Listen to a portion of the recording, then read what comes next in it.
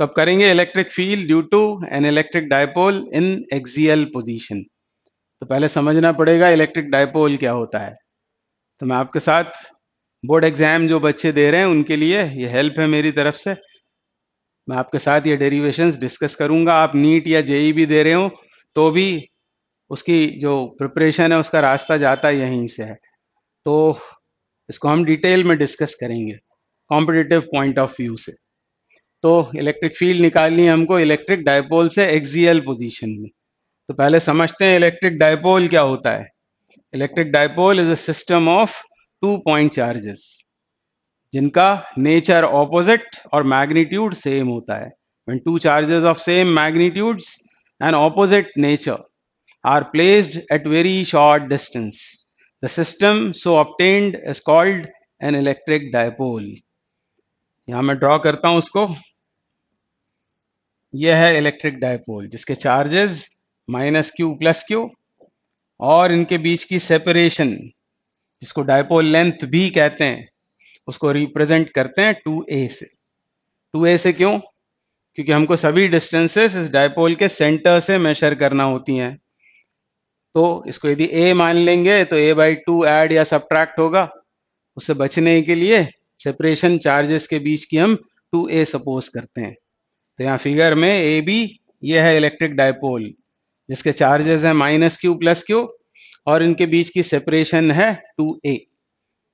अब इस electric dipole से एसोसिएटेड एक क्वांटिटी होती है जिसको कहते हैं electric dipole moment. Electric dipole moment इसका मैग्नीट्यूड कितना होता है? तो इसका मैग्नीट्यूड होता है चार्ज, कोई भी एक चार्ज ले लें उसका मैग्नीट्यूड और उनके बीच की सेपरेशन का इसमें मल्टीप्लाई कर दें। इसे कहते हैं इलेक्ट्रिक डायपोल मोमेंट। इस पर भी क्वेश्चन आता है। यह है इलेक्ट्रिक डायपोल मोमेंट मैग्नीट्यूड में q इंटू 2a। इसका मैग्नीट्यूड और इसकी डायरेक्शन कहाँ होती है? Along the line joining the charges from negative to positive. तो यहाँ कंफ्यूज नहीं होना है। ये तो मैग्नीट्यूड लिखा है हमने और इसकी डायरेक्शन केमिस्ट्री में पॉजिटिव से नेगेटिव होती है, पर फिजिक्स में इलेक्ट्रिक डायपोल मोमेंट की डायरेक्शन होती है from negative to positive. Negative to positive, तो यहाँ बिल्कुल कंफ्यूज नहीं होना है। बहुत जगह केमिस्ट्री में उल्टा बोला जाता है, वो फिजिक्स को उल्टा बताते हैं, हम केमिस्ट्री को। तो इलेक्ट्रिक डायपोल मोमेंट, कोई भी एक चार्ज ले लो और दोनों के बीच की सेपरेशन का उसमें मल्टीप्लाई कर दो। अब इसकी एसआई यूनिट क्या होगी इलेक्ट्रिक डायपोल मोमेंट की? इसकी एसआई यूनिट है, साफ तौर पर वो क्या होगी? चार्ज मतलब कूलम, और ये है सेपरेशन बिटवीन द चार्जेस मतलब मीटर, यानी कूलम इनटू मीटर, ये उसकी यूनिट। और इसका डायमेंशनल फॉर्मूला क्या होगा? चार्ज का डायमेंशन 80 और ये तो लेंथ है 80L, ये हो गया इसका डायमेंशनल फॉर्मूला। तो ऐसा हमको एक इलेक्ट्रिक डायपोल दिया हुआ है और हमको फील्ड फाइंड करनी है 3 पोजीशंस में। उसमें से पहली होती है एक्सियल पोजीशन, दूसरी इक्विटोरियल पोजीशन और तीसरी होती है कोई जनरल पॉइंट। तो तीनों को हम 1 बाय 1 डिस्कस करेंगे। ये बोर्ड एग्जाम में आपको सब काम आएगा और कॉम्पिटिटिव एग्जाम्स में भी। जैसा मैंने कहा कि इनको करने के बाद ही कॉम्पिटिशन्स की प्रिपरेशन होती है, इन डेरिवेशंस को करने के बाद। तो बहुत ध्यान से अच्छे से आपको इसको समझना चाहिए।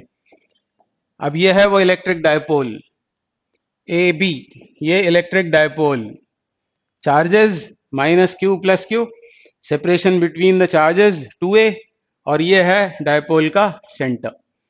अब ये उसकी axis, line joining the charges, ये उसकी एक्सिस, और एक्सिस पर का ही ये पॉइंट है कोई P, और इसीलिए इसको कह रहे हैं एक्सियल पोजीशन। अलोंग एक्सिस हम फील्ड फाइंड कर रहे हैं। तो जनरली नेगेटिव को इसी तरफ बनाते हैं लेफ्ट में। तो ये माइनस क्यू, ये प्लस क्यू, सेपरेशन 2a, ये उसका सेंटर है और सेंटर से r डिस्टेंस पर ये है वो ऑब्जर्वेशन पॉइंट। यहां पर हमको इलेक्ट्रिक फील्ड फाइंड आउट करनी है। तो कैसे करेंगे? तो आपको पॉइंट चार्ज की फील्ड का फॉर्मूला मालूम है, सबको ही पता होगा। पॉइंट चार्ज से फील्ड कितनी होती है? वो होती है KQ/r², मैग्नीट्यूड में। ये सिर्फ उसका मैग्नीट्यूड लिखा हुआ है, K वो प्रोपोर्शनैलिटी कांस्टेंट है, एसआई में काम कर रहे होंगे तो 1/4 पाई एप्सिलॉन नॉट ले लेंगे, के क्यू अपॉन आर स्क्वायर। और पॉजिटिव हो तो फील्ड कैसी होती है, अवे फ्रॉम द चार्ज, और नेगेटिव चार्ज के लिए टूवर्ड्स द चार्ज। तो ये पॉइंट चार्ज की फील्ड का फॉर्मूला अभी हमको काम आने वाला है। अब ध्यान से देखें तो इलेक्ट्रिक डायपोल ये डिस्क्रीट चार्ज है, कुछ चार्ज यहाँ है, कुछ चार्ज यहाँ है, दोनों पॉइंट चार्जेस हैं। तो जब पी पर फील्ड फाइंड करना होगी तो हम अलग अलग दोनों से फील्ड फाइंड करेंगे। पहले मालूम करेंगे कि माइनस क्यू से यहाँ फील्ड कितनी है और उसकी डायरेक्शन क्या है, फिर प्लस क्यू से कितनी है, प्रिंसिपल ऑफ सुपरपोजिशन लगा रहे हैं, दोनों से अलग अलग फील्ड्स फाइंड करेंगे और फिर उनको वेक्टोरिकली ऐड कर देंगे तो हमको रिजल्टेंट फील्ड मिल जाएगी। तो क्या करना होगा, अब माइनस क्यू से यहां पर फील्ड का डायरेक्शन क्या होगा, ये माइनस क्यू से यहां पर फील्ड, सिर्फ डायरेक्शन की बात कर रहे हैं, डायरेक्शन होगी टूवर्ड्स द चार्ज। ये माइनस क्यू यहां towards the charge field produce करेगा, टूवर्ड्स लेफ्ट। तो इसका पी भी दिखा देते हैं पहले। पी क्या होता है, इलेक्ट्रिक डायपोल मोमेंट। तो हम ये कह सकते हैं कि नेगेटिव चार्ज ने पी पर जो फील्ड प्रोड्यूस की वो पी से एंटी पैरेलल है। अब पॉजिटिव से यहां पर फील्ड कितनी होगी, कहां होगी, पॉजिटिव से फील्ड होगी अवे, तो बोल सकते हैं पी से पैरेलल। तो यहां दो फील्ड्स प्रोड्यूस हो गई हैं, एक माइनस क्यू ने प्रोड्यूस की, उसको बोल देते हैं हम E1 वेक्टर, और इसको बोल देते हैं E2 वेक्टर।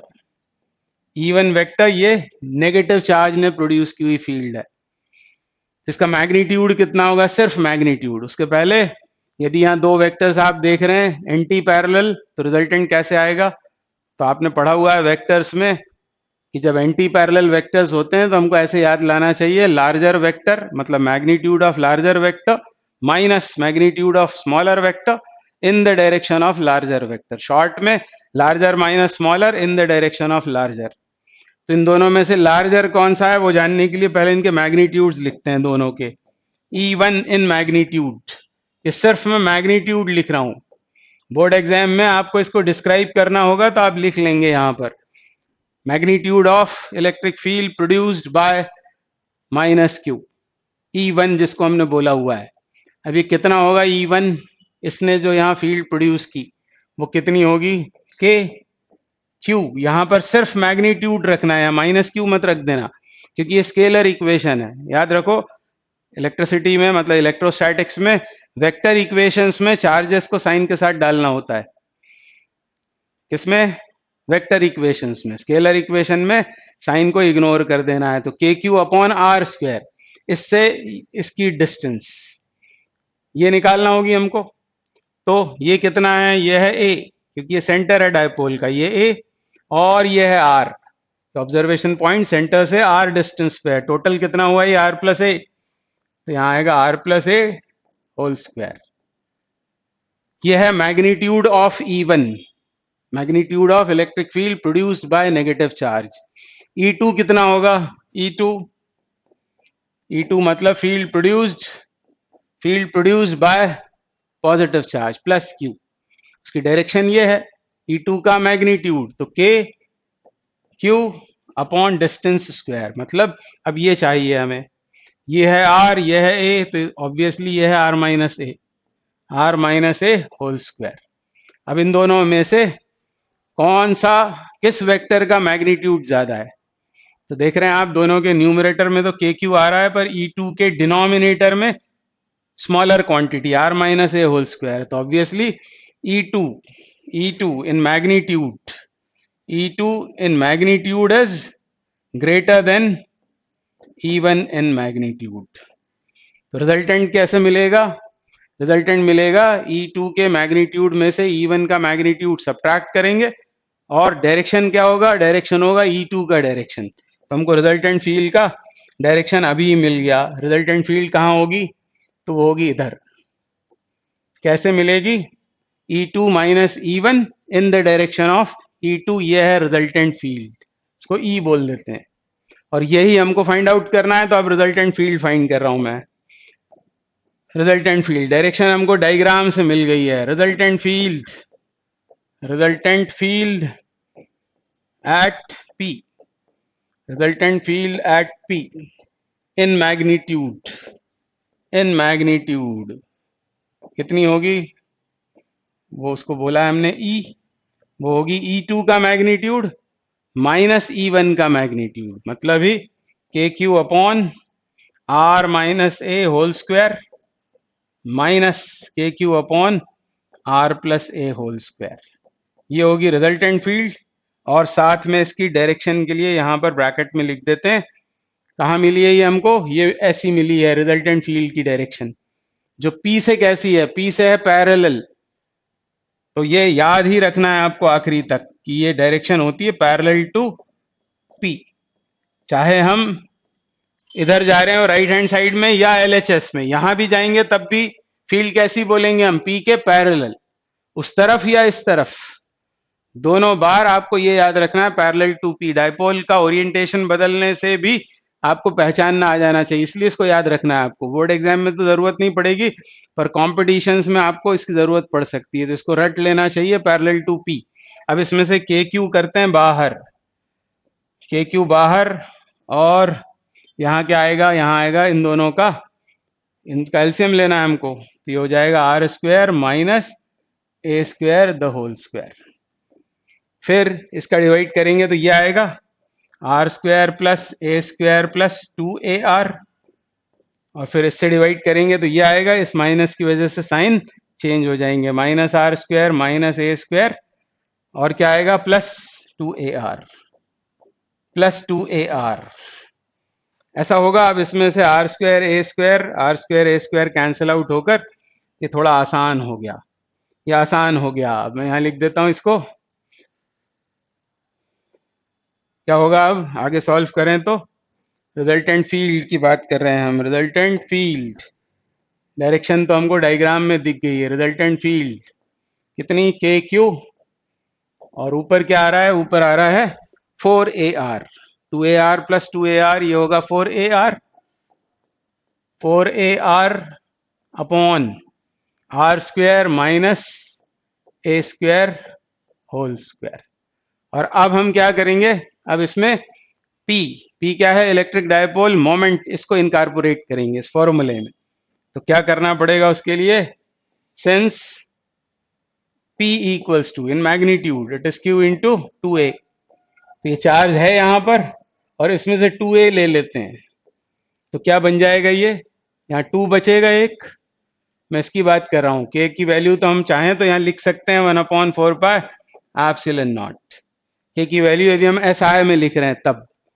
फिर Q इंटू 2a, इसको तो हमने लिख लिया P, तो एक 2 बच गया P और एक R, और नीचे क्या आ रहा है, r square minus a square whole square, और अब हम इसे न्यूटन पर कूलम लिख ही सकते हैं। तो ये है इलेक्ट्रिक फील्ड एक्सियल पोजीशन में, ये एग्जैक्ट फॉर्मूला है, ये एग्जैक्ट फॉर्मूला है, पर हमको जनरली इस फॉर्मूले की जरूरत नहीं पड़ती, ये फॉर्मूला याद तो रखना ही रखना है, पर इसकी हमको बहुत कम जरूरत पड़ती है जनरली। अब मैं आपको बताता हूं किस कंडीशन में इसे लगाएंगे और कब अप्रॉक्सीमेट फॉर्मूला यूज करेंगे। तो मैं फिर से यहाँ फॉर्मूला लिखता हूं, अब आपको ये याद हो गया होगा, क्या आता है 1/4 पाई एप्सिलॉन नॉट, उसके बाद क्या आएगा ऊपर 2pr upon are square minus a square whole square newton पर कूलम। और एक बात मुझे और आपको बतानी है कि बिल्कुल सेम डेरिवेशन आपको मिलेगा बार मैग्नेट में, जब आप क्लासिकल मैग्नेटिज्म पढ़ेंगे, बार मैग्नेट से एक्सियल पोजीशन में फील्ड, वहां पर एक्सियल पोजीशन को एंड ऑन पोजीशन भी कहते हैं, या फिर कभी कभी गॉस ए या टैन ए पोजीशन भी कहते हैं। तो बिल्कुल इसी तरह का डेरिवेशन वो भी है, बस ये पैरामीटर्स बदल जाएंगे, पी की जगह एम आने लगता है, चार्ज की जगह डायपोल क्या आने लगता है, पोल स्ट्रेंथ, पी की जगह एम आने लगता है, डायपोल मैग्नेटिक मोमेंट वगैरह वगैरह, तो उसको भी अभी देख लेना चाहिए आपको, तो अच्छा रहेगा। तो ई कितना आया 1/4 pi epsilon 2pr upon are square minus a square whole square, और साथ में डायरेक्शन तो रट ही लेना है, parallel to p, parallel to p, p से पैरेलल। क्यों इसको रटना है, रटना इसलिए कि डायपोल यदि इस तरह रख दिया कभी, और आपसे पूछेंगे मान लो कि यहां फील्ड, कि डायरेक्शन क्या है, तो साफ तौर पर ये एक्सियल पोजीशन ही है, और एक्सियल पोजीशन यदि ये है तो डायरेक्शन रिजल्टेंट फील्ड की कहाँ होगी, पैरेलल टू पी, तो आप उसको इस तरह शो कर देंगे पैरेलल टू पी। यहां यदि पूछेंगे तो कहाँ होगी, पैरेलल टू पी यानी ऊपर, तो इसलिए इसको साथ में याद कर लेना चाहिए पैरेलल टू पी। ये सिर्फ हमने मैग्नीट्यूड लिखा हुआ है यहाँ। अब यदि वो शॉर्ट डायपोल है, शॉर्ट डायपोल मतलब क्या होता है, शॉर्ट डायपोल यानी ये जो आर लिया है हमने, सेंटर से ऑब्जर्वेशन पॉइंट की डिस्टेंस ये बहुत ज्यादा हो, बहुत ज्यादा हो किससे, ए से, तब डायपोल कहलाने लगता है शॉर्ट डायपोल। और अक्सर ऐसा ही होता है, ऑब्जर्वेशन पॉइंट बहुत दूर हो, जैसे ऑब्जर्वेशन पॉइंट है 1 मीटर पर और ये है मान लो 1 मिलीमीटर इनके बीच की सेपरेशन सपोज, वैसे 10 या 10 से ज्यादा होने पर इस तरह अप्रोक्सीमेशन करते हैं हम, आर अपॉन ए फाइंड करते हैं। आर क्या है, सेंटर से ऑब्जर्वेशन पॉइंट की डिस्टेंस, और ए क्या है, हाफ डायपोल लेंथ, इनका रेशो फाइंड करते हैं। और यदि ये 10 या 10 से ज्यादा हो तो फिर हम ये फॉर्मूला नहीं लगाते एक्यूरेट फॉर्मूला, बल्कि अप्रोक्सीमेशन करते हैं। तो आर यदि बहुत ज्यादा है, ऑब्जर्वेशन पॉइंट यदि बहुत दूर है, तब क्या करेंगे, तब इस ए स्क्वायर को हमें इग्नोर कर देना है, क्योंकि ए आर के सामने बहुत छोटा है, तो पावर इस पे आएगा R4 बनेगा, ये एक आर कट के ये हो जाएगा 2p अपॉन आर क्यूब। ये फॉर्मूला हमको बहुत अच्छे से याद रखना है, और यही न्यूमेरिकल्स में जनरली यूज होता है। क्या बन जाएगा ये, 2p अपॉन आर क्यूब, और ये लिखना तो बिल्कुल नहीं भूलना चाहिए पैरेलल टू p, ये तो रट ही लेना चाहिए। तो ये आ गई इलेक्ट्रिक डायपोल से एक्सियल पोजीशन में field, E is equal to 1/4 pi epsilon naught 2p upon r cube parallel to p। तो डेरिवेशन बहुत आसान है, जल्दी से रिकैप करते हैं। क्या दिमाग में आना चाहिए, पॉइंट चार्ज की फील्ड, ये दो पॉइंट चार्जेस हैं, दोनों से अलग अलग फील्ड हम फाइंड करेंगे और देखेंगे कौन सी फील्ड मैग्नीट्यूड में लार्जर है। लार्जर में से स्मॉलर को सब्ट्रैक्ट करके हमको रिजल्टेंट फील्ड मिल जाएगी, और डायरेक्शन कहाँ होगी, डायरेक्शन होगी इन the direction of larger field. तो आप देख रहे हैं ये प्लस क्यू इससे पास में है, चार्जेस का मैग्नीट्यूड सेम है, इसकी डिस्टेंस कम है, तो ऑब्वियसली E2 ज्यादा होगा, तो E2 minus E1 in the direction of E2, ये resultant field parallel to P, इसको बहुत अच्छे से रट लें। और जैसा मैंने कहा आपसे कि अक्सर ये ही फॉर्मूला न्यूमेरिकल्स में यूज होता है, ये बहुत कम कहीं यूज हो सकता है, और बिल्कुल ऐसा ही डेरिवेशन मैग्नेटिज्म में है, उसको भी इसी के साथ में सॉल्व कर लेना चाहिए। अब बढ़ेंगे, अब आएंगे इक्विटोरियल पोजीशन में फील्ड। तो अब electric field due to an electric dipole in equatorial positions, books में लिखा रहता है EQUA, इक्वेटर बना दिया उसको, इक्वेटर नहीं है वो इक्विटोरियल है। इक्विटोरियल का मतलब क्या है, ये हमारा इलेक्ट्रिक डायपोल, ये इलेक्ट्रिक डायपोल मोमेंट, उसकी डायरेक्शन कहां से कहां, नेगेटिव से पॉजिटिव, और ये है परपेंडिकुलर बाइसेक्टर, ये परपेंडिकुलर बाइसेक्टर हमने ड्रॉ करा है, और ये है वो हमारा ऑब्जर्वेशन पॉइंट P, सेंटर से R डिस्टेंस पर। तो क्योंकि ये पॉइंट दोनों चार्जेस से इक्वी डिस्टेंट होता है, इसलिए इस पोजीशन को कहते हैं इक्विटोरियल पोजीशन। वो थी एक्सियल पोजीशन और ये है इक्विटोरियल पोजीशन, और इक्विटोरियल पोजीशन में हमको फील्ड फाइंड करनी है। तो आसान है, सबसे पहला काम क्या करेंगे, ये क्योंकि इक्वी डिस्टेंट है पॉइंट, यानी ये दोनों साइड्स इक्वल हैं इस ट्रायंगल की, तो ये ऑपोजिट एंगल्स भी बराबर होंगे, ये भी थीटा, ये भी थीटा, और ये दोनों यदि थीटा हैं तो एक्सटीरियर एंगल थ्योरम से ये एंगल क्या होगा, ये होगा 2 थीटा के बराबर, ये एंगल हो गया 2 थीटा। अब ये है क्या, ये है फील्ड्स, फिर से वही काम करना है हमको, ये दोनों पॉइंट चार्जेस हैं और पॉइंट चार्जेस से हमको फील्ड्स यहाँ लिखनी है। पॉजिटिव से फील्ड कैसी होगी, वो होगी कैसी होगी, अवे, पॉजिटिव चार्ज से पी पर फील्ड होगी अवे फ्रॉम द चार्ज, और नेगेटिव से फील्ड कैसी होगी, टूवर्ड्स द चार्ज। अब आप चाहो तो इनको E1 E2 लिख सकते हैं, E1 ये हो गया E2। क्या इन दोनों के मैग्नीट्यूड सेम होंगे, ध्यान से देखें कि चार्ज है उसका मैग्नीट्यूड Q और डिस्टेंस कितनी है, तो इसको B बोल दिया, इसको A, तो डिस्टेंस कितनी है BP, तो क्या होगा KQ अपॉन BP स्क्वायर, और इधर क्या होगा, चार्ज फिर से Q है, तो k Q upon a p square, और ए पी बी पी क्योंकि बराबर हैं, since a p equals to b p, and so magnitudes of the fields produced by positive and negative are equal. इनके magnitudes equal हैं, दोनों के magnitudes equal हैं, और किसके बराबर हैं? के क्यू अपॉन, आप चाहें तो ए पी लिख लें या बी पी लिख लें, किसी को भी लिख लें, उसका स्क्वायर, ऐसा हो जाएगा k Q upon b p square.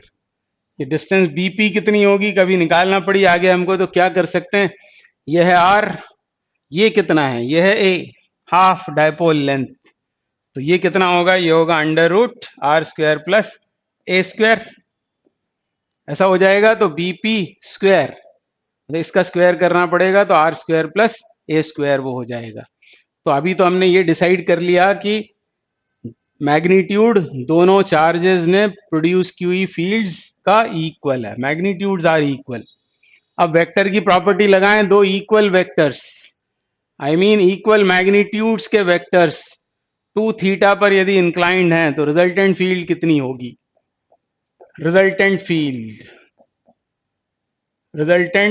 Field at P in magnitude, सिर्फ मैग्नीट्यूड में उसको फाइंड करते हैं, रिजल्टेंट फील्ड कितनी होगी। तो रिजल्टेंट फील्ड तो क्या लिख लें, ई, वो कितनी होगी, अंडर रूट, ये सिर्फ मैग्नीट्यूड में लिख रहा हूं, क्या होगा अंदर आएगा e one square plus e two square plus two e one e two cos of angle between the vectors, पर दोनों क्योंकि इक्वल है मैग्नीट्यूड्स में, तो दोनों को मैं लिख लेता हूं, दोनों को हम लिख लेते हैं ई वन स्क्वायर प्लस यहाँ आएगा two e one square cos two theta, ऐसा हो जाएगा।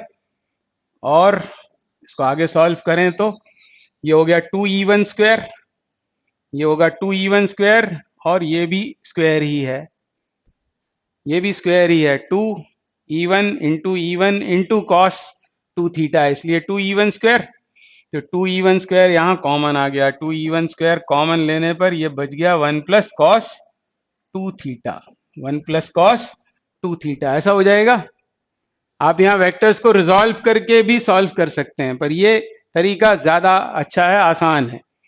अब यहाँ पर ट्रिग्नोमेट्री लगेगी थोड़ी सी, टू ई वन स्क्वायर और one plus cos two theta को हम लिख सकते हैं two cos square theta upon two, या नहीं, कॉस टू थीटा का फॉर्मूला याद आना चाहिए, पता ही होगा आपको, कॉस टू थीटा होता है cos square theta minus sine square theta, ऐसा होता है। और इसको यदि कॉस की टर्म्स में लिखना है तो क्या होगा, इसको लिखेंगे हम one minus cos square theta, तो प्लस होकर ये two cos square theta minus one हो जाएगा, सबको मालूम है। तो one plus cos two theta is two cos square theta, ये आ गया। अब टू इंटू टू, इसका स्क्वायर रूट टू, फिर आएगा ई वन, अब ई वन की वैल्यू डाल देते हैं हम, k q, e one e two दोनों मैग्नीट्यूड्स में बराबर है, कुछ भी लिखा जा सकता है, k Q upon b p square या ए पी स्क्वायर, तो k Q upon b p square, और अभी हमने तय किया था b p square under root r square plus ए स्क्वायर होल स्क्वायर है, यानी सीधे यहाँ लिख दें आर स्क्वायर प्लस ए स्क्वायर, ये बी पी स्क्वायर पूरा मैंने क्या लिखा हुआ है, ई वन, ये two into two, square root के बाहर टू बन गया, ई वन स्क्वायर ये हो गया। अब हमको वैल्यू किसकी डालनी है, कॉस थीटा की, कॉस स्क्वायर थीटा का रूट कॉस थीटा। अब कॉस थीटा कैसे आएगा, कॉस थीटा ऐसे आएगा, बेस अपॉन हाइपोटेन्यूज, मतलब A upon are square plus A square to the power one by two, ऐसा होगा। और बस अब ये फाइनल फॉर्मूला बन गया है, तो मैग्नीट्यूड में हमारा आंसर आ गया है। अब इसको हटाऊं मैं यहां से, और अब आ गया आपका फॉर्मूला, मैग्नीट्यूड में ही हमको मिल गया है, मैग्नीट्यूड में हमको इलेक्ट्रिक फील्ड मिल गई है, तो इलेक्ट्रिक फील्ड का मैग्नीट्यूड, अब के की जगह ऐसा फॉर्मूला बना लेते हैं, one upon four pi epsilon naught, ये हो गया। और फिर two Q A, Q into two A, ये बन जाएगा पी, जबकि वहां आपको याद आया होगा कंप्लीट जो फॉर्मूला था उसमें two p r upon are square minus a square whole square था, यहाँ पी बना। और नीचे क्या लिखें डिनोमिनेटर में, r square plus A square raised to the power 3/2। ये फॉर्मूला हमारा बन गया और ये आंसर आएगा किसमें, न्यूटन पर कूलम में। तो ये मैग्नीट्यूड निकला है इलेक्ट्रिक फील्ड का, इलेक्ट्रिक फील्ड का ये है मैग्नीट्यूड। तो एक काम तो हो गया है, मैग्नीट्यूड फाइंड आउट हो गया। अब डायरेक्शन निकालना है हमको। तो अब यहाँ पर वेक्टर की प्रॉपर्टी से आप देखो, तो ये थे वो दो वेक्टर्स E1 और E2, हमको चाहिए था इनका रिजल्टेंट। तो पैरेललोग्राम कंप्लीट करने पर ये आया है रिजल्टेंट, ये है रिजल्टेंट। और यदि थोड़ी सी ज्योमेट्री लगा दें तो भी हम फाइंड कर सकते हैं। कैसे फाइंड करेंगे इसको, ये हमको प्रूव करना है कि ज्योमेट्रिकली ये डायरेक्शन कैसी है, ये P से पैरेलल है ज्योमेट्रिकली। वेक्टर के पॉइंट ऑफ व्यू से देखें तो ये तो एंटी पैरेलल है, पर ये दो लाइंस पैरेलल हैं, ये प्रूफ करने के लिए ये थीटा, ये 90, ये कितना होगा 90 माइनस थीटा, ये कितना होगा थीटा, और ये थीटा है, ये थीटा है, मतलब ये दोनों लाइंस कैसी हैं, पैरेलल। तो यहाँ फिगर में ये प्रूव हो रहा है कि ये डायरेक्शन कैसी है, एंटी पैरेलल टू पी। जैसा वहां हमने याद किया था पैरेलल टू पी, वैसा यहां याद कर सकते हैं anti parallel to P. Vectorially हम बोल रहे हैं एंटी पैरेलल टू पी, मतलब इलेक्ट्रिक डायपोल मोमेंट जिस डायरेक्शन में होता है उससे ऑपोजिट डायरेक्शन में ये रिजल्टेंट फील्ड होती है ई। तो डेरिवेशन आपको समझ में आया होगा। और वेक्टर वाला वो जो फॉर्मूला होता है डायरेक्शन वाला, उससे भी ये तय हो सकता है कि ये थीटा है, आराम से इसको निकाला जा सकता है। मैं आपको बता देता हूं डायरेक्शन का फॉर्मूला। पहले तो आपको याद दिलाना पड़ेगा कि डायरेक्शन कैसे आएगी, रिजल्टेंट की डायरेक्शन। तो हम बात करते रहते हैं कैसा होता है वो फॉर्मूला, कैसा आएगा वो फॉर्मूला, कैसे निकालते हैं डायरेक्शन का फॉर्मूला। तो जिस वेक्टर के साथ एंगल बन रहा होता है वो अकेला नीचे आता है। किसके साथ हम एंगल निकालना चाह रहे हैं, थीटा हमें पता नहीं, हम ये फाइंड कर रहे हैं रिजल्टेंट फील्ड ने इस वाले वेक्टर के साथ कितना एंगल बनाया, ये हम जानना चाह रहे हैं। तो क्या करेंगे, यहां पर क्या आएगा, यहां आएगा E2, ठीक है। फिर एडिशन में दूसरा वाला कौन है, E1। ऊपर आएगा वो sine of angle between the vectors which is 2 theta, और नीचे आएगा E1 cos 2 थीटा। ऐसा होता है रिजल्टेंट की डायरेक्शन का फॉर्मूला। रिजल्टेंट की डायरेक्शन का फॉर्मूला आपने पढ़ा होगा, ये होता है tan, इसको अभी हाल फिलहाल हम अल्फा बोल देते हैं, tan अल्फा। फिर से बोलता हूं मैं, हमको निकालना है कि इस रिजल्टेंट वेक्टर ने E2 के साथ कितना एंगल बनाया, और यदि ये थीटा आ जाएगा तो हम बोलेंगे कि वो P के ज्योमेट्रिकली पैरेलल है, और वेक्टोरिकली वो कैसा एंटी पैरेलल। इसको सॉल्व करके देखते हैं अभी। अब E1 E2 मैग्नीट्यूड्स में बराबर है, कॉमन आकर कैंसिल हो जाएंगे। साइन 2 थीटा को लिख लेते हैं 2 साइन थीटा कॉस थीटा, और नीचे आ रहा है 1 plus cos 2 theta. 1 plus cos 2 theta is 2 cos square theta. तो ये कॉस कैंसिल और ये 2 कैंसिल, ये आ गया tan थीटा। तो tan alpha is equal to, यदि tan थीटा आ गया है, यानी ये एंगल जो हमको चाहिए था, रिजल्टेंट ने जो E2 के साथ बनाया है वो एंगल कितना है, वो है थीटा। इस तरह प्रूव होता है कि ये एंटी पैरेलल टू पी है। तो फॉर्मूला रट लेंगे 1/4 P upon are square plus A square to the power 3/2 newton पर coulomb, anti parallel to P. और अब यदि वो शॉर्ट डायपोल है, शॉर्ट डायपोल की क्या कंडीशन होती है कि ऑब्जर्वेशन पॉइंट बहुत दूर है, या R is very much greater than A. तब क्या करेंगे, यहां पर आर स्क्वायर प्लस ए स्क्वायर है तो हम इसे छोड़ सकते हैं क्योंकि ये बहुत छोटा है आर के सामने।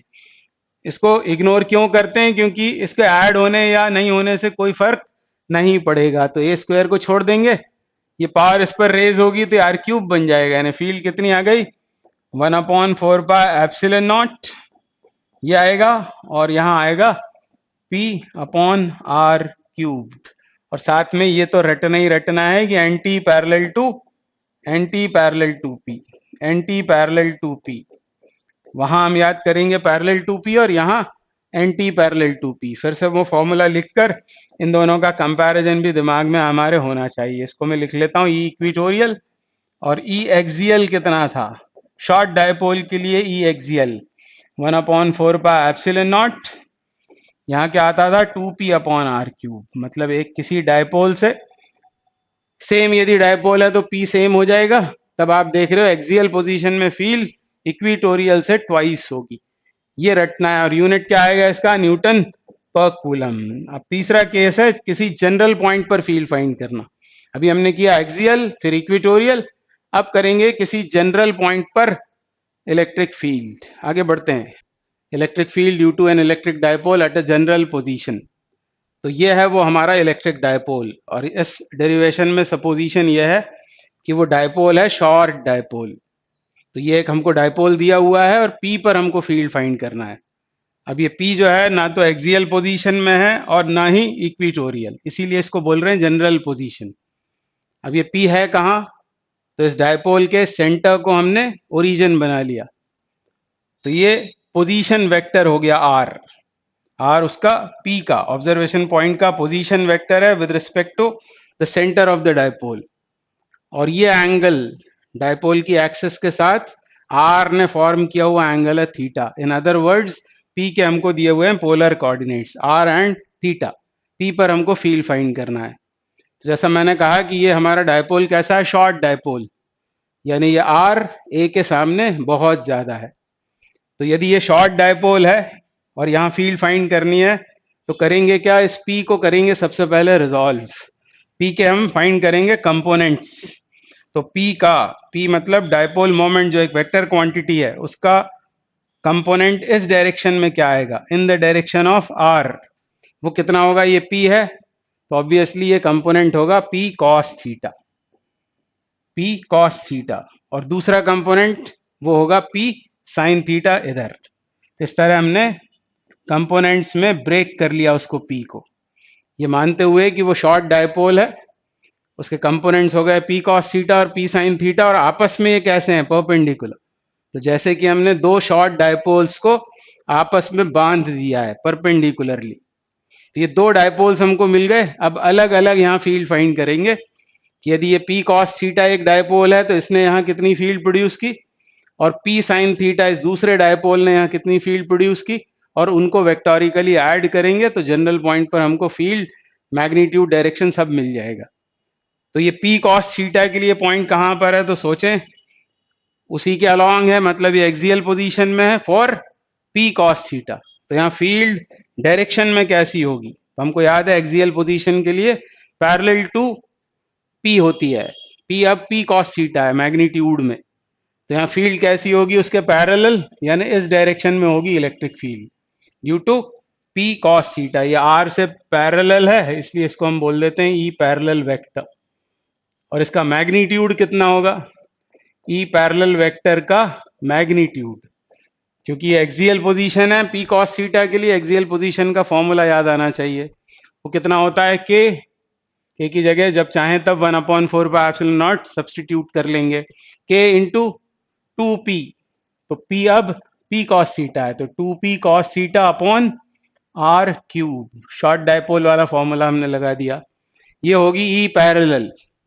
अब p साइन थीटा से यहां पर जो फील्ड होगी वो कैसी होगी, तो वो होगी anti parallel to p sine theta. p sine theta इधर है तो एंटी पैरेलल मतलब इधर मिलेगी हमको field due to the dipole p sine theta, उससे एंटी पैरेलल। थोड़ा सा गड़बड़ बना होगा पर आप सही कर लेना उसको। तो ये कितनी होगी, इसको पहले लिख लेते हैं ई परपेंडिकुलर वेक्टर, क्योंकि आर से परपेंडिकुलर है। इसका मैग्नीट्यूड कितना होगा, डायरेक्शन तो इस डायग्राम में शो हो गई है, मैग्नीट्यूड ई परपेंडिकुलर वेक्टर का वो होगा के पी बाय r³। अब पी क्या है, पी है पी साइन थीटा, तो के P sine theta upon r³। ऐसा हो गया। ये दोनों हमको फील्ड्स मिल गई, डायरेक्शंस डायग्राम में दिखाई हुई हैं, मैग्नीट्यूड्स वो हो गए। अब इन दोनों का हमको निकालना पड़ेगा वेक्टर एडिशन। इन दोनों का रिजल्टेंट चाहिए, रिजल्टेंट फील्ड फाइंड करनी है। तो पैरेललोग्राम लॉ लगा देंगे, ये कंप्लीट करेंगे पैरेललोग्राम, तो रिजल्टेंट फील्ड ऐसी होगी। ये होगी वो रिजल्टेंट फील्ड। अब वेक्टर की प्रॉपर्टी से आपको मालूम है, दो वेक्टर्स जब परपेंडिकुलर होते हैं तो उनका रिजल्टेंट मैग्नीट्यूड में कितना होता है, याद आ जाएगा आपको। इन मैग्नीट्यूड क्या निकाल रहे हैं हम, रिजल्टेंट फील्ड इन मैग्नीट्यूड। तो क्योंकि वो दोनों परपेंडिकुलर हैं वेक्टर्स, और इसलिए रिजल्टेंट फील्ड हो जाएगी under root E perpendicular square या E parallel square plus E perpendicular square, दोनों की स्क्वेयरिंग करके ऐड करके स्क्वायर रूट ले लेना है, तो हमको रिजल्टेंट फील्ड का मैग्नीट्यूड मिल जाएगा। अब इसमें आप देख रहे हैं के आर क्यूब और पी, ये कैसे हैं, के पी बाय आर क्यूब, ये कॉमन है दोनों में सेम है, दोनों की स्क्वेयरिंग करेंगे कॉमन लेकर उसको हम बाहर कर सकते हैं स्क्वायर रूट से। क्या क्या बाहर हो जाएगा, के भी, पी भी और आर क्यूब भी, ये तीनों चीजें बाहर आ गई, तीनों क्वांटिटीज बाहर आ जाएंगी। बचेगा क्या, इधर बचेगा 2 cos थीटा और इधर sin थीटा, और वो रूट के अंदर होगा किस तरह से, 4 cos square theta, 4 cos square theta plus यहां से आएगा sin स्क्वायर थीटा। अब इसमें से एक cos स्क्वायर थीटा इसके साथ ऐड कर देते हैं, sin square theta plus cos square theta वो 1 हो जाएगा, तो के पी अपॉन आर क्यूब, अंदर क्या आएगा, यहां बचेगा 3 cos square theta plus 1 plus cos 3 cos square theta है, 3 cos स्क्वायर थीटा प्लस 1, ये आ गई हमारे पास में रिजल्टेंट फील्ड। यहां फिर से लिख देता हूं मैं इसको, resultant field in magnitude, resultant field at P in magnitude वो कितनी होगी, के पी बाय आर क्यूब। के की जब जगह आप चाहें तो 4 पाई एप्सिलॉन नॉट रख दें, 1/4 पाई एप्सिलॉन नॉट, फिर क्या आएगा पी बाय आर क्यूब, और स्क्वायर रूट के अंदर क्या आएगा 1 प्लस 3 cos स्क्वायर थीटा। अब इसको वेरीफाई करते हैं इस रिजल्ट को, अभी हमको डायरेक्शन भी निकालनी है। इसको वेरीफाई करने के लिए यदि हम एक्सियल पोजीशन में बात करें तो ये थीटा कितना हो जाएगा, थीटा हो जाएगा 0, cos 0 इज 1, ये 3 प्लस 1 4, 4 का रूट 2 यानी 2p बाय आर क्यूब, वही फॉर्मूला फिर से आ गया एक्सियल पोजीशन वाला। और इक्विटोरियल में थीटा कितना होगा, ये उसके स्पेशल केस हो जाएंगे, थीटा 90 होने पर cos 90 is 0, 1 plus 0 is 1, root 1 is 1 यानी p बाय आर क्यूब बन गया इक्विटोरियल में, यानी फॉर्मूला सही है। तो ये मैग्नीट्यूड आ गया। अब चाहिए हमको direction of the resultant field. अब डायरेक्शन का मतलब क्या होता है, ये है रिजल्टेंट फील्ड, ये एंगल यदि हम बता दें तो भी काम बन जाएगा, और या फिर रिजल्टेंट फील्ड ने परपेंडिकुलर जो कंपोनेंट है इन दोनों ई परपेंडिकुलर, ये इसने प्रोड्यूस की हुई फील्ड है पी साइन थीटा ने, उसके साथ एंगल बता दें या ई पैरेलल के साथ एंगल बता दें, काम चल जाएगा। मान लो ये हमको फाइंड करना है, तो अब डायरेक्शन की बात कर रहे हैं। ये क्या था, ये था magnitude of the resultant field. बिल्कुल ऐसा ही डेरिवेशन मैग्नेटिज्म में भी मिलता है, तीनों ही बल्कि, तो तीनों आपको अभी कर लेने चाहिए, magnitude of the resultant field और अब डायरेक्शन के लिए वेक्टर्स में हमने पढ़ा है tan अल्फा, मतलब इस एंगल का टेंजेंट वो कितना होता है, तो बार बार मैं आपको बताता हूं, डिनोमिनेटर में वो वेक्टर ले लेते हैं जिसके साथ एंगल फॉर्म हो रहा है, मतलब ई पैरेलल उसका मैग्नीट्यूड, और दूसरा वाला वेक्टर ऊपर आता है साइन थीटा के साथ। थीटा क्या होता है, थीटा होता है दोनों के बीच का एंगल, तो ये 90 है, तो यहाँ आएगा साइन 90, और इधर आएगा फिर से ई परपेंडिकुलर कॉस 90, तो क्या हो जाएगा, ये साइन 90 तो 1 होता है, ये हो गया ई परपेंडिकुलर, और नीचे क्या आएगा, नीचे आएगा ई पैरेलल, मतलब ई परपेंडिकुलर को ई पैरेलल से डिवाइड कर देना है, ये है ई परपेंडिकुलर, ये ई पैरेलल, के बाय आर क्यूब कट जाएगा, पी भी कैंसिल आउट हो जाएगा, ऊपर क्या बचेगा, ऊपर बचेगा साइन थीटा, और नीचे क्या आएगा 2 cos theta, 2 cos theta, sine theta by cos theta is tan theta, यानी हमको ये रिजल्ट मिल गया। यानी आपको अल्फा चाहिए है तो ऐसा करना पड़ेगा, tan थीटा लेकर उसका हाफ करना पड़ेगा, तो ये दूसरा रिजल्ट आ गया। एक रिजल्ट ये था, एक ये है, ये डायरेक्शन के लिए अल्फा क्या आ जाएगा, tan inverse half tan theta. और तीसरा काम एक और हमको करना है, वो ये कि यहाँ आप देख रहे हैं तीन वेक्टर्स हैं, तीन वेक्टर्स हैं। कौन कौन से हैं तीन वेक्टर्स? वो कौन कौन से तीन वेक्टर्स हैं? पहले इसको रब कर देता हूं मैं। तीन वेक्टर्स हैं, एक तो पी, पी वेक्टर, वो जो डायपोल हमको दिया था उसकी डायरेक्शन पी। दूसरा है R, position vector of the observation point. और तीसरा वेक्टर है ई वेक्टर। ये तीन वेक्टर्स हैं। तो एक रिजल्ट इस डेरिवेशन में और आपको याद रखना है, पूछा जाता है एग्जाम्स में, इस पी को यदि हम आगे बढ़ा दें तो ये किसकी डायरेक्शन हो गई? पी की। और ई को बैकवर्ड एक्सटेंड कर देते हैं, बैकवर्ड्स एक्सटेंड करेंगे तो ये एंगल कौन से दो वेक्टर्स के बीच का एंगल है? ये है पी वेक्टर और ये है ई वेक्टर, इनके बीच का एंगल है ये बीटा। और अब बीटा, थीटा और अल्फा में यदि रिलेशन चाहिए तो ये एंगल यदि अल्फा है तो ये एंगल भी अल्फा होगा। और एक्सटीरियर एंगल थ्योरम से तीसरा रिजल्ट अब आपको इस डेरिवेशन में ये याद रखना है, एक्सटीरियर एंगल थ्योरम से beta which is angle between electric field resultant field vector and P vector, beta is equal to alpha plus theta. ये तीनों डेरिवेशंस याद रखने चाहिए, इसके ऊपर न्यूमेरिकल आता है। अब यदि मैं पूछता हूं आपसे कि P vector angle between, angle between, angle between, ये याद रखना है आपको, angle between P vector and R vector, तो वो कितना है? पी वेक्टर और आर वेक्टर के बीच का एंगल तो है थीटा। उसके बाद ई वेक्टर, यह है रिजल्टेंट फील्ड वेक्टर ने आर के साथ कितना बनाया, आर के साथ रिजल्टेंट फील्ड ने कितना फॉर्म किया, तो वो फॉर्म किया है अल्फा। और ये बीटा किसके बीच का एंगल है? बीटा है रिजल्टेंट फील्ड, रिजल्टेंट फील्ड और पी के बीच का एंगल। और इन तीनों में ये रिलेशनशिप है, beta is equal to alpha plus theta. ये तीसरा डेरिवेशन हुआ। अब मेरी रिक्वेस्ट आपको ये है कि बार मैग्नेटिज्म में भी एक्सियल, इक्वेटोरियल और जनरल पोजीशंस में आपको फील्ड के फॉर्मूले अभी ही डिराइव कर देने चाहिए। बस पैरामीटर्स थोड़े से बदल जाएंगे, पर साथ में करने से फायदा ये होगा कि इस तरह आप 6 डेरिवेशंस कर लेंगे। Thank you very much.